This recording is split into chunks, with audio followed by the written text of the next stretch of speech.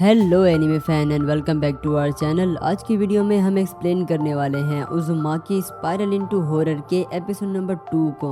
वैसे ये एपिसोड मुझे तो बहुत ही ज़्यादा अजीब लगा, लेकिन आप लोग मुझे कमेंट में ज़रूर बताना कि आप लोगों को ये एपिसोड कैसा लगा। So let's get start. Episode के स्टार्ट में हम स्कूल का एक सीन देखते हैं जिधर कातियामा आज भी देर से आया था, लेकिन आज उसकी कमर बहुत ही ज़्यादा अजीब लग रही होती है। टीचर के पूछने पर कातियामा बताता है कि उसकी कमर सूज गई है और वो अपनी सीट पर जाकर बैठ जाता है। क्लास के सभी बच्चे उसकी कमर को देखकर हैरान होते हैं और कहते हैं कि ये बिल्कुल एक स्नेल की शेल की तरह लग रही है, लेकिन किरी समझ आती है कि इसे भी स्पाइरल का कर्स लग चुका है। इसके बाद हम एक पुराने घर में एक कपल को देखते हैं जिनका नाम होता है काजुनोरी और यूरिको। ये दोनों यहाँ टाइम स्पेंड करने आए थे और तभी उनको दो स्नेक दिखाई देते हैं जो कि आपस में लिपटे हुए थे, जिसे देखकर यूरिको काजुनोरी से पूछती है कि क्या ये दोनों आपस में फाइट कर रहे हैं, बिल्कुल हमारी फैमिलीज की तरह जैसे वो हमेशा आपस में लड़ते रहते हैं। काजुनोरी कहता है कि नहीं, ये दोनों मीट कर रहे हैं और इसके बाद वो दोनों स्नेक्स एक गड्ढे में गिर जाते हैं। इसके बाद हम किरी और उसकी एक स्कूल फ्रेंड शीनो को देखते हैं जो दोनों घर जा रही थी और शीनो किरी से अजामी के बारे में पूछती है और इसके बाद शीनो बताती है कि अभी इस टाउन में सभी मरने वाले लोगों को जलाया नहीं बल्कि दफनाया जाता है, क्योंकि पहले जिन भी लोगों को जलाया गया है उनके धुएं से आसमान में स्पाइरल्स बन रहे थे। शीना कहती है कि लोगों का ये कहना है कि वो स्पाइरल शायद खराब वेदर की वजह से बन रहे थे। वो दोनों बातें कर रही होती हैं कि तभी अचानक से एक लड़का यामागुची इन्हें आकर डरा देता है। असल में वो किरी को पसंद करता है और उसे आई लव यू भी कहता है, लेकिन शीनो यामागुची से कहती है कि तुम अपना टाइम क्यों वेस्ट कर रहे हो, क्योंकि तुम जानते हो कि किरी का पहले से ही एक बॉयफ्रेंड है। जिस पर यामागुची कहता है कि हाँ वो जानता है, लेकिन फिर भी वो इसे अपनी गर्लफ्रेंड बनाना चाहता है क्योंकि इतनी प्यारी लड़की को इसके साथ देखकर सभी लोग शॉक हो जाएंगे। किरी यामागुची से कहती है कि वो उसे परेशान करना बंद कर दे और वो दोनों यहाँ से जाने लगती हैं, लेकिन यामागुची इनसे कहता है कि वो गिव अप नहीं करेगा और वो किरी को अपनी गर्लफ्रेंड बनाकर ही रहेगा। और इसके बाद किरी देखती है कि यूरिको और काजुनोरी के पेरेंट्स उन दोनों को अलग कर देते हैं और काजुनोरी को पीटते भी हैं। किरी भागते हुए काजुनोरी के पास आती है और उसे पूछती है कि क्या वो ठीक है। इसके बाद काजुनोरी कहता है कि ये सब कुछ उलझता ही जा रहा है और वो किरी से कहता है कि क्या तुम्हें याद है कि जब वो छोटा था तो उसकी फैमिली इस टाउन में एक पुराने से घर में शिफ्ट हुई थी और उसे सब लोग गरीब घर कहते हैं। यूरिको का घर भी इनके बिल्कुल पास था, लेकिन इन दोनों की फैमिलीज एक दूसरे से बहुत ही ज्यादा नफरत करती हैं, जिसकी वजह शायद इनकी गरीबी है, क्योंकि वो लोग इस बात को एक्सेप्ट नहीं करना चाहते कि वो लोग गरीब हैं, तो वो अपना माइंड दूसरी जगह पर लगाने के लिए एक दूसरे से लड़ते रहते हैं और शायद वो इतने उलझ चुके हैं कि इन्हें नॉर्मल करना भी इम्पॉसिबल है। इसके बाद किरी कहती है कि लेकिन तुम दोनों तो इनकी तरह नहीं हो, जिस पर काजुनोरी कहता है कि हाँ बिल्कुल, वो अभी तक उतने ज्यादा पागल नहीं हुए, लेकिन अगर वो इनके साथ रहे तो शायद वो भी वैसे ही बन जाएं। तो वो दोनों कल शाम की ट्रेन से यहाँ से भागने वाले हैं। काजुनोरी किरी से कहता है कि तुम प्रॉमिस करो कि ये बात किसी को भी नहीं बताओगी। किरी कहती है कि हाँ ठीक है, वो किसी को नहीं बताएगी। इसके बाद किरी शुची की माँ से मिलने के लिए हॉस्पिटल आती है और शुची को काजुनोरी और यूरिको के बारे में बताती है। शुची कहता है कि उसने सेंस किया है कि उन दोनों के घर भी स्पाइरल की कर्स में लिपटे हुए हैं, जिसकी वजह से उन दोनों की फैमिलीज हमेशा एक दूसरे से उलझती रहती हैं। शुची कहता है कि शायद वो गलत भी हो सकता है, लेकिन उनके एरिया की तरफ स्पाइरल का कर्स काफी ज्यादा स्ट्रॉन्ग है।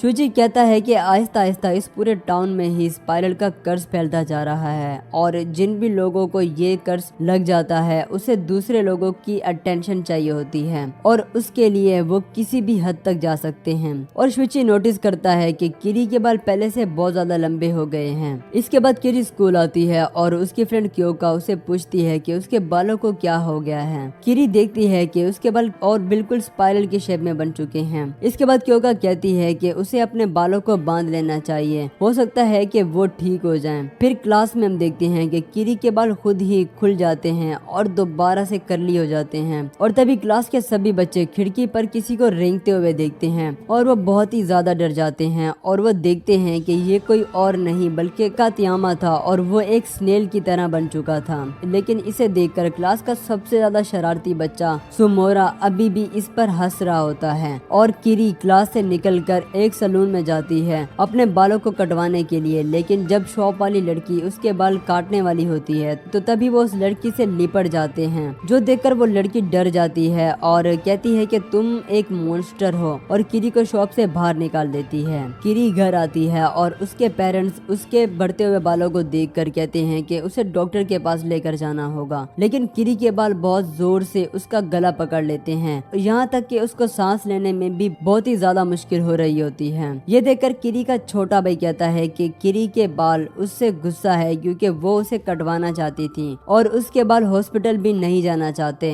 तो किरी के पेरेंट्स कहते हैं कि ठीक है, वो उन्हें हॉस्पिटल नहीं ले जा रहे। फिर किरी के बाल उसका गला छोड़ देते हैं। किरी के बालों से बनने वाले स्पाइरल्स को देखकर उसकी फैमिली पर भी स्पाइरल का कर्ज लग जाता है। फिर अगले दिन किरी स्कूल आती है और उसके बालों को देखकर सभी लोग हैरान हो जाते हैं और उन्हें भी स्पाइरल का कर्ज लग जाता है। लेकिन क्योका इसे देखकर काफी जेलस होती है क्योंकि सब लोगों की अटेंशन किरी की तरफ थी। किरी के बालों को देखकर सोमोरा को भी स्पाइरल का कर्ज लग जाता है। किरी भागकर बाहर आती है और वो एक बड़े से पिंजरे में बंद कातियामा को देखती है, जो कि अब पूरी तरह से एक स्नेल बन चुका था। और तभी इनकी क्लास का टीचर कातियामा के पेरेंट्स को लेकर आता है और कहता है कि आपका बेटा कातियामा ये है, जिसे देखकर वो लोग बहुत ही ज्यादा डर जाते हैं और कहते हैं कि तुम लोग हमसे एक बद्दा मजाक कर रहे हो, ये कातियामा हो ही नहीं सकता। और ये कहकर वो वहाँ से चले जाते हैं। किरी स्टेशन पर जाती है लेकिन वहाँ भी सब लोग उसके बालों को ही देख रहे थे और शुइची भी उसे देखकर मिले बिना ही वहाँ से भाग जाता है। किरी को रास्ते में फिर से यामागुची मिलता है। वो किरी के लिए एक गिफ्ट लाया होता है और उसे ये गिफ्ट खोलने के लिए कहता है। किरी उस गिफ्ट को लेने से इनकार कर देती है और कहती है कि वो किसी और को पसंद करती है। यामागुची कहता है कि मैं ऐसा क्या करूं जिसे तुम्हें मेरे प्यार का यकीन हो जाए। और वो एक गाड़ी के आगे आकर कहता है कि वो इस गाड़ी को अपने प्यार की ताकत से रोकने वाला है, लेकिन वो कार इसे कुचल देती है और इसके टायर में फंसकर वो मर जाता है। अगले दिन सभी बच्चे दोबारा से एक स्नेल को देखते हैं, लेकिन ये कातियामा नहीं बल्कि वो शरारती बच्चा सोमोरा होता है जो कि एक स्नेल बन गया था। वो लोग इसे भी कातियामा के साथ ही इस पिंजरे में बंद कर देते हैं। और तभी वहाँ क्योका आती है और अब उसके बाल भी किरी की तरह ही बन चुके थे।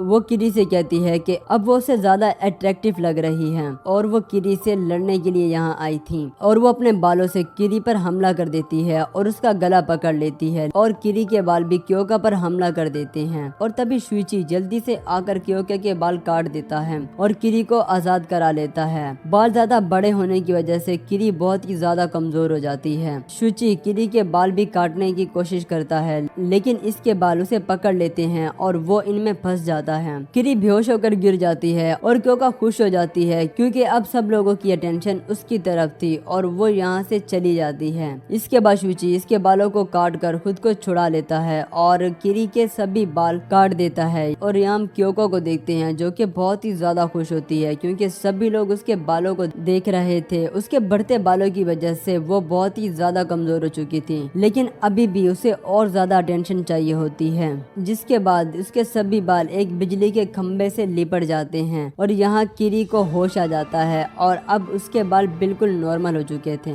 और तभी हमें पता चलता है कि कातियामा और सोमोरा पिंजरा तोड़कर वहाँ से भाग गए हैं। दोनों के रेंगने के निशान अभी भी वहाँ मौजूद थे। किरी और शुइची इनका पीछा करते हैं और वो इनके टीचर मिस्टर योकोता को देखते हैं जो कि वहाँ बैठा हुआ था। वो बताता है कि ये अंडे उन दोनों स्नेल्स ने दिए हैं, जिस पर किरी हैरान होकर कहती है कि लेकिन वो दोनों तो मेल थे, तो वो दोनों अंडे कैसे दे सकते हैं। मिस्टर योकोता बताता है कि स्नेल्स में मेल या फीमेल नहीं होता बल्कि वो हेर्माफ्रोडिट होते हैं और इन अंडों को अपने पैरों से कुचल देता है और कहता है कि अगर ये अंडे हैच हो गए तो पूरा टाउन तबाह हो जाएगा। और तभी किरी को काजुनोरी और यूरिको का ख्याल आता है कि वो दोनों तो शाम की ट्रेन से यहाँ से भागने वाले थे और इसके बाद ये दोनों उनकी हेल्प करने के लिए स्टेशन पर जाते हैं। और तभी यहाँ काजुनोरी और यूरिको भागते हुए आते हैं क्योंकि उन दोनों के पेरेंट्स उनका पीछा कर रहे थे उन्हें पकड़ने के लिए, तभी वहाँ इनके पेरेंट्स आ जाते हैं। तो वो लोग स्टेशन के बजाय बीच की तरफ भागते हैं क्योंकि वहाँ से उन्हें इस टाउन के बाहर जाने का रास्ता मिल सकता था। वो दोनों भागते भागते थक जाते हैं और वहीं गिर जाते हैं। यूरिको काजुनोरी से पूछती है कि क्या वो दोनों फिर से अलग होने वाले हैं। काजुनोरी कहता है कि नहीं, इस बार ऐसा नहीं होगा, और ये कहकर वो अपनी बॉडी को स्ट्रेच कर लेता है और यूरिको भी अपनी बॉडी को स्ट्रेच कर लेती है और दोनों एक दूसरे का हाथ पकड़कर एक दूसरे के साथ लिपट जाते हैं। और इनके पेरेंट्स इन्हें अलग करने की कोशिश करते हैं लेकिन वो ऐसा नहीं कर पाते और ये दोनों समंदर के अंदर चले जाते हैं। इसके बाद हम वहाँ मौजूद लाइट हाउस को देखते हैं जो कि काफी टाइम से बंद पड़ा था, जो कि अब अचानक से ऑन हो जाता है। इसके अगले दिन किरी स्कूल जा रही होती है और वो एक बूढ़ी औरत को देखती है जो कि एक ही जगह पर गोल गोल घूमे जा रही थी। किरी उससे पूछती है कि क्या सब कुछ ठीक है, जिस पर वो औरत कहती है कि वैसे तो सब कुछ ठीक है, पर वो कब से चल रही है लेकिन वो अपने घर नहीं पहुंच पा रही। जो देखकर किरी हैरान हो जाती है और वो स्टेशन पर भी एक आदमी को देखती है जो कि ऐसे ही गोल गोल घूम रहा था। किरी स्कूल आती है और वहाँ भी सब लोग इसी बारे में बात कर रहे होते हैं कि उस पुराने लाइट हाउस की लाइट जो भी देखता है वो गोल गोल घूमने लग जाता है। और तभी उनका टीचर मिस्टर योकोता वहाँ आ जाता है जो कि अब एक स्नेल बन चुका था। किरी घर आती है और वहाँ उसका छोटा भाई मित्सु जल्दी में कहीं जा रहा होता है। किरी भी उसके साथ आती है और वो एक बोर्ड को देखते हैं जो कि एक पत्थर से टकरा कर गिर गई थी। उसमें मौजूद लोग उस बोर्ड पर ही गोल गोल घूमने लग गए थे। लोग कहते हैं कि ये लाइट हाउस भी ऑन था तो ये बोर्ड कैसे टकरा गई। और कल रात को कुछ लोग इस लाइट हाउस के अंदर गए थे इसे चेक करने के लिए और वो अभी तक वापस नहीं लौटे, जिसके बाद मित्सुओ और कुछ दूसरे बच्चे भागकर इस लाइट हाउस के अंदर चले जाते हैं। किरी भी इनका पीछा करते हुए अंदर आ जाती है। मित्सुओ और बाकी बच्चे ऊपर चले जाते हैं। किरी भी ऊपर जाने लगती है लेकिन उसे यहाँ की सीढ़ियाँ बहुत ही ज्यादा अजीब लगती हैं और थोड़ा सा ऊपर जाने पर उन 5 लोगों की जली हुई डेड बॉडीज दिखाई देती हैं और 2 बच्चे भी यहीं बैठे हुए थे जो बताते हैं कि मित्सुओ और बाकी बच्चे ऊपर गए हैं। किरी इन बच्चों को यहाँ से बाहर जाने का कहती है और बाकी बच्चों को लेने ऊपर जाती है। वो देखती है कि इस लाइट हाउस की लाइट बहुत ही अजीब थी। ऐसा लग रहा था कि जैसे वो गर्मी से पिघल गई हो और उसका शेप भी बिल्कुल स्पाइरल की तरह था। जो देख किरी समझ आती है कि लाइट हाउस के ऑन होते ही इसकी हीट से वो 5 लोग जलकर मर गए होंगे और अभी सूरज ढलने वाला होता है तो इसकी लाइट जलने वाली थी। तो वो इन बच्चों को लेकर यहाँ से भागने लगती है लेकिन सीढ़ियों से उतरते ही लाइट हाउस की लाइट ऑन हो जाती है और हीट इन तक आने लगती है जिससे एक बच्चा जलकर राख हो जाता है और हीट बाकी लोगों तक भी पहुँच जाती है और यहाँ एपिसोड खत्म हो जाता है। तो गाइस ये था आज का एपिसोड। आप लोग मुझे कमेंट में जरूर बताना कि आपको ये एपिसोड कैसा लगा।